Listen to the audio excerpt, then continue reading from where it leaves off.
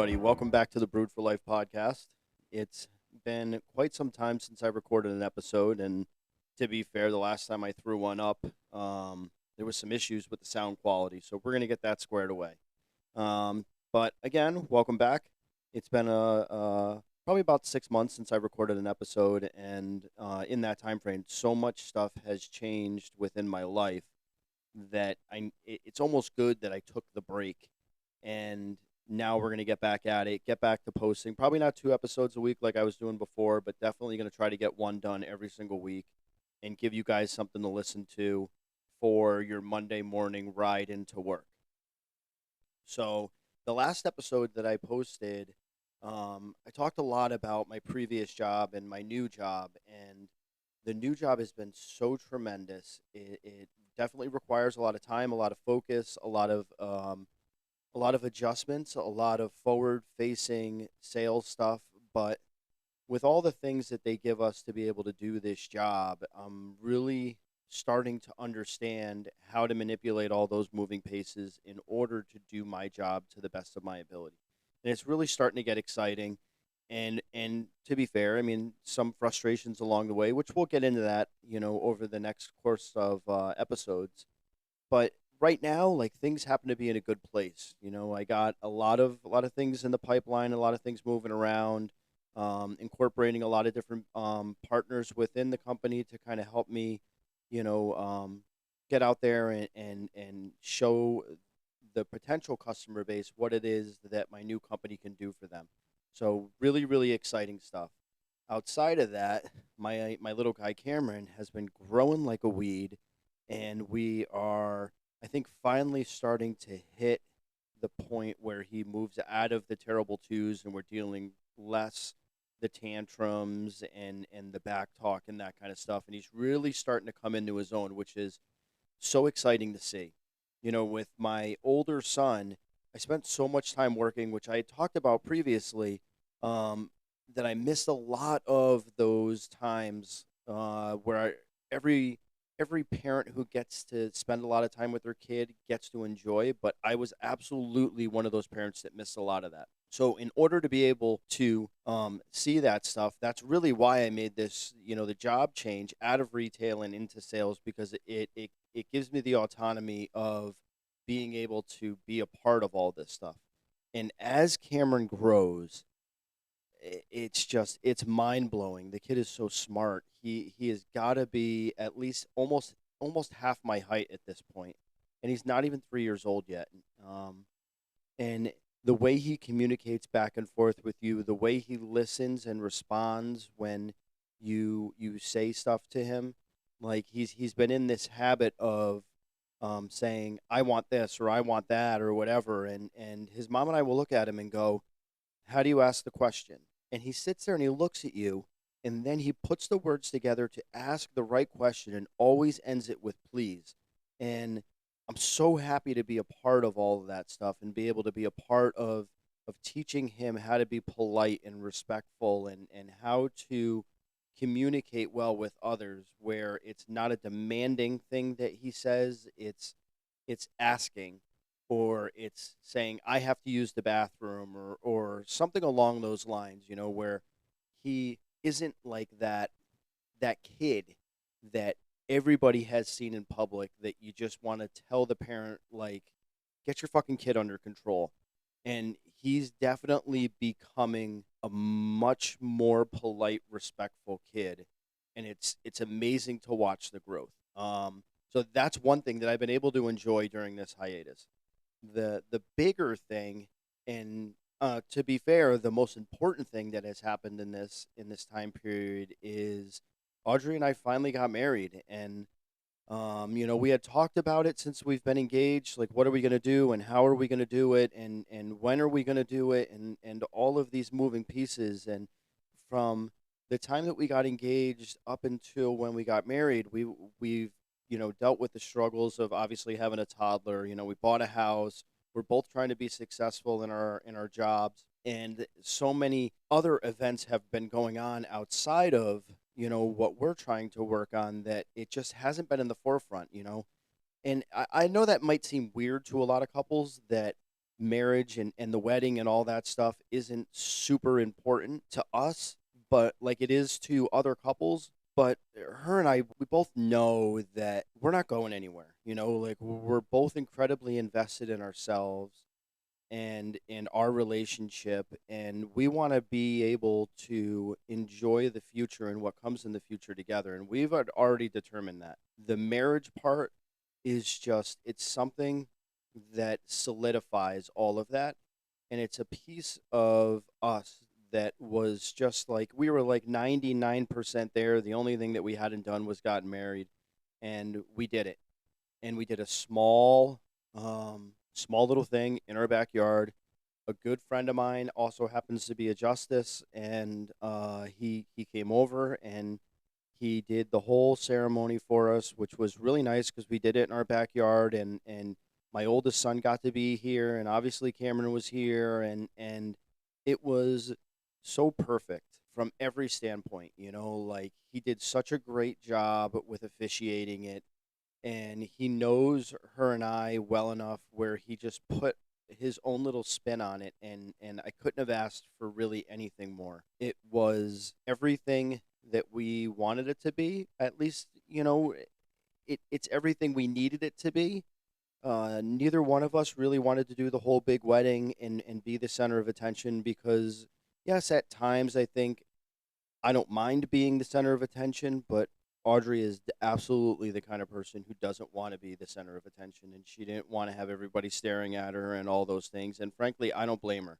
We have been to enough weddings where sometimes it's just so hard to sit through the whole ceremony when really everybody goes to a wedding to celebrate the marriage and to be able to enjoy the time and the experience with those that are getting married. So for us to be able to do our own little quaint thing, and then this spring we're going to put together a big gathering, and obviously our family will be here, all of our friends will be here, and we won't make it you know one of these things where we have to do it all in this window. I think we're just going to kind of open the doors and say this thing starts at this time, and drop by when you can, and just kind of keep it simple.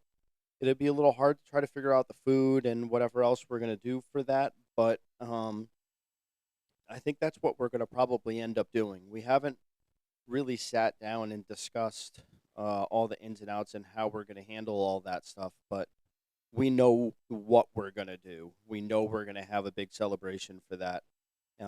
We haven't locked down a date or, like I said, all the moving parts, but we'll get there. It's not going to take as long as it did for us to finally make the decision to kind of get this ceremony done. Um, it was really important too for both of us to do this because we want Cameron to see what a good relationship is, what love is. We want him to not have to ask the question as why do mommy and daddy have different names.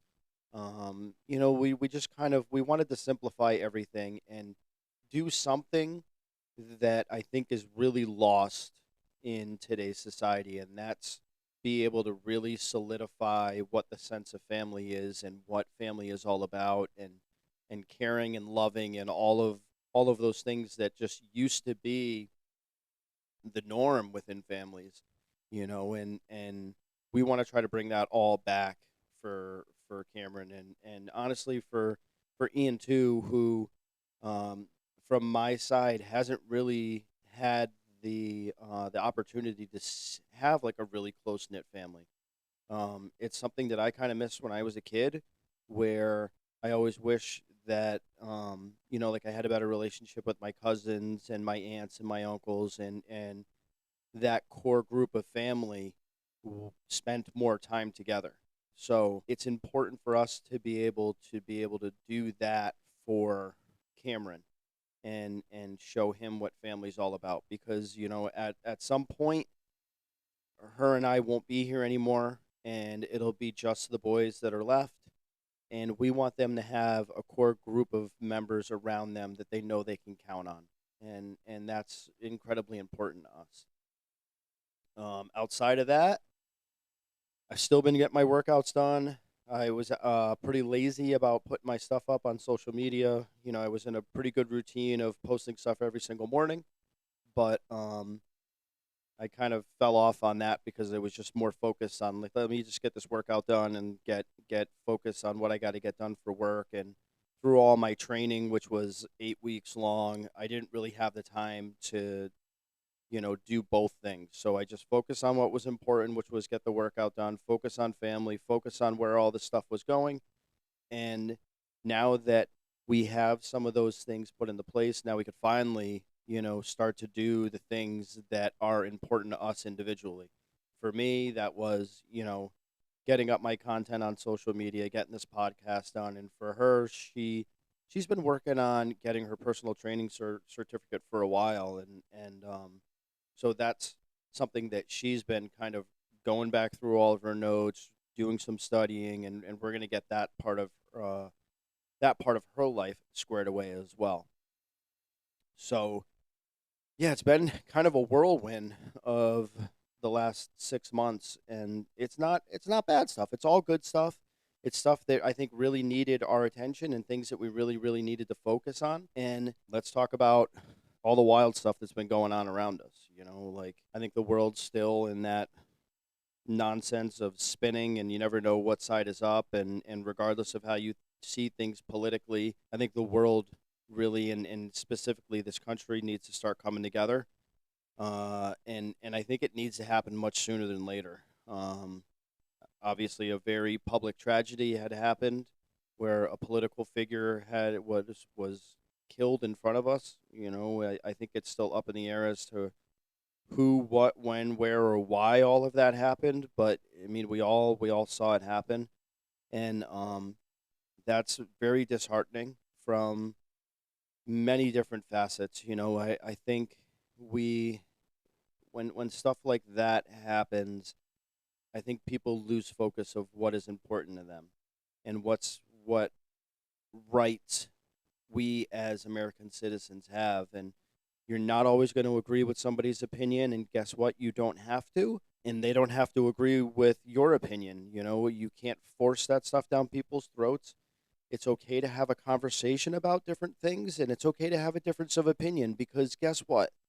When it comes to fixing problems, you need two opposing views, and you need both sides to be able to have a give and take to find a common ground where everybody seems to get what they want out of it, or everybody gets what they need out of it. And I hope that we can get to that point again. Unfortunately, because of the tragedy happening, I hate that that had to happen in order for people to kind of really start seeing that. The other thing, as it pertains to that I think is wild right now, is that when it comes to social media content and the platform for all of us to be able to kind of put stuff out there for ourselves, for our views, for our opinions and all of that, it's hard to believe what's real and what's not real.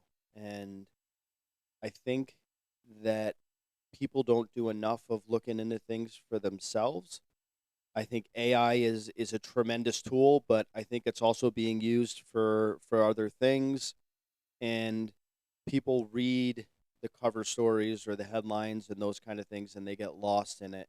And they don't go much further than that. They don't dig deeper than that. They just kind of look at it for what it is. And unfortunately, I think because that happens so often now, and it's hard to tell what's truth and what's made up or false or manipulated or whatever term you want to use to describe it. There's not enough balance of both, and it's hard to determine which is which at times. So it's a very tough time to believe anything from any side of anybody, to understand where do you like where do you go? What do you believe? Where do you get your information from? And I think the only thing you can do is, if you hear something that just sounds fucked up, take the time, instead of using that energy to broadcast and regurgitate what you just saw or read or whatever. Take the time to kind of dig into it a little bit and see if there is enough information out there and enough good sources to corroborate what you're seeing. And I would dare to say that no matter where you're getting your information from, there's probably enough um, false stuff in there to kind of make you think twice about what you're seeing. One of the other things that I was able to do in this time frame was I did get back to brewing. I brewed another beer, and that was a tremendous pale ale that my oldest son, stepdad, and I brewed together. I was very, very happy with how that came out, and it's getting time to start brewing something else up again. So we're gonna get back to this. We're gonna get back to talking about life. We're gonna get back to talking about some of the things that I've experienced. We're gonna get back to talking about beer. We're gonna start putting these pieces together again. So I hope you guys tune in. I hope you come along for the ride. Don't forget, there's always the Baines Brewing page on Instagram. There is the Brewed for Life podcast on Instagram. There also is the Dad Son community, which that'll get rolling again very shortly. So jump in. Let me know what you guys think. Feel free to reach out to me through any of those sources and let me know what you think. Let me know what your ideas are. Let me know if there's anything that you in particular would want to hear me talk about. So thank you guys for tuning in, and we'll talk to you real soon.